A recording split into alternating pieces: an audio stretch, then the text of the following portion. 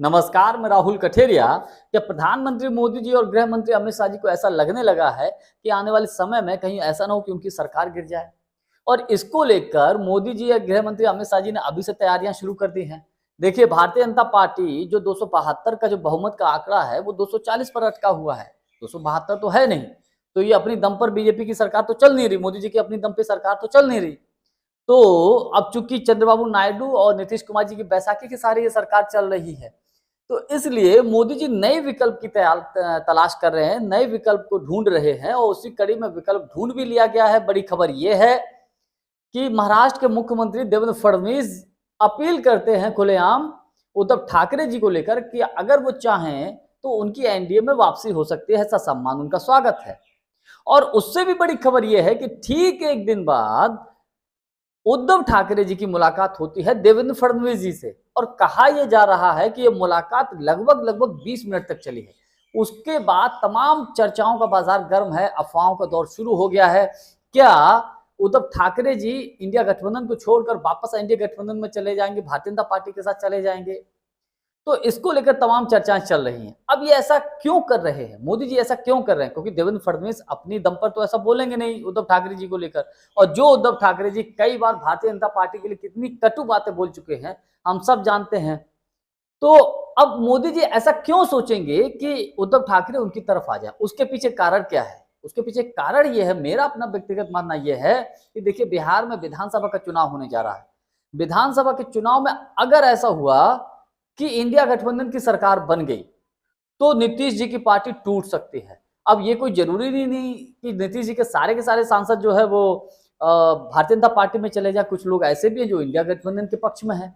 तो अगर आधे भी सांसद टूटकर इंडिया गठबंधन की तरफ आ गए और जब वो आ जाएंगे, तो देखिए, चंद्रबाबू नायडू तो केवल मौके की तलाश में है, वो केवल बार्गेनिंग करते हैं, वो केवल अपना फायदा ढूंढते हैं। उन्हें क्या चाहिए? उन्हें तो सिर्फ ये चाहिए कि भैया, जो चीजें मोदी जी दे रहे हैं, वो सारे सुविधाएं, वो पैसा वो इंडिया गठबंधन भी दे सकता है, तो उन्हें पलटने में कितनी देर लगेगी? तो मोदी जी ये सारी चीजें रणनीति देख रही है। सारी चीजों को ध्यान में रखते हुए मोदी जी और अमित शाह जी क्या कर रहे हैं? नए विकल्पों की तलाश कर रहे हैं, कोशिश कर रहे हैं कि उद्धव ठाकरे जी उनकी तरफ आ जाएं। अगर उद्धव ठाकरे जी ने पलटी मारी और एनडीए गठबंधन की तरफ वापस आए, तो इसमें कतई कोई दो राय नहीं कि मोदी सरकार जो है वो स्टैब्लिश और अधिक हो जाएगी और मजबूत हो जाएगी। मोदी सरकार को और अधिक मजबूती मिलेगी और इसके बदले उद्धव ठाकरे जी को क्या मिलेगा? तो मेरा अपना व्यक्तिगत मानना यह है कि देखिए, जिस तरीके से उद्धव ठाकरे जी की पार्टी को छीनकर, मुख्य पार्टी को छीनकर, पार्टी का चुनाव चिन्ह छीनकर एक नाथ शिंदे जी को दे दिया गया, तो उद्धव ठाकरे की मांग हो सकती है कि भैया, मेरी पार्टी और मेरा चुनाव चिन्ह जो है वो हमको वापस कर दिया जाए, जो हमारे पिताजी की संपत्ति थी। तो ये उनकी अपनी डिमांड हो सकती है। अब देखने वाली बात यह है कि उद्धव ठाकरे जी क्या डिसीजन लेते हैं। मुलाकात तो हुई है और ये मुलाकात आगे परवान चढ़ती भी है कि नहीं चढ़ती है, कि ये मुलाकात यहां तक सीमित रहती है। लेकिन हाँ, इतना जरूर मैं कह सकता हूं कि धुआं वहीं उठता है जहां कुछ ना कुछ आग होती है। इस मुलाकात के बाद कुछ संभावनाओं के द्वार तो मुझे लगता है कि जरूर खुले हैं उद्धव ठाकरे जी के भारतीय जनता पार्टी की तरफ। हो सकता है उनके दिल में कहीं एक कॉर्नर में ऐसा लगा हो कि वापस चला जाए, क्योंकि सत्ता में इंडिया गठबंधन तो अभी दिख नहीं रहा है।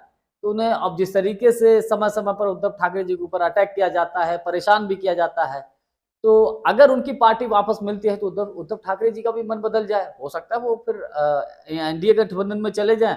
उससे होगा क्या कि उनकी पार्टी वापस मिलेगी और उनके लोग मंत्री भी मिल जाएंगे, सत्ता का सुख उनको मिल जाएगा। बहुत सी चीजें हैं जो उद्धव ठाकरे जी के पक्ष में रहेगी। लेकिन बड़ी बात यह है कि एक नाथ शिंदे को कैसे मैनेज किया जाएगा। कहीं अगर ऐसा हो गया, उद्धव ठाकरे जी तो इंडिया गठबंधन में आ गए और एक नाथ शिंदे कहीं इंडिया गठबंधन में चले गए, तो मामला बड़ा खराब हो जाएगा। लेकिन खैर, इसमें इन कामों में भी भारतीय जनता पार्टी माहिर है।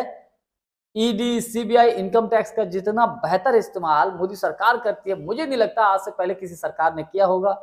तो जितने भी अन्य दल हैं, अन्य नेता हैं जो भारतीय जनता पार्टी को दिल अंदर खाने न चाहते हैं, न चाहते हुए भी मजबूरी में बीजेपी में टिके हुए हैं, क्योंकि अगर उन्होंने छोड़ी तो ईडी, सीबीआई, इनकम टैक्स तुरंत उनके पीछे लग लेगी।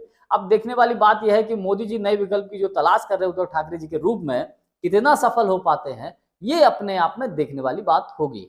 जानकारी हमारी आपको कैसी लगी, कमेंट्स करके हमको जरूर बताइएगा। बहुत बहुत धन्यवाद। नमस्कार।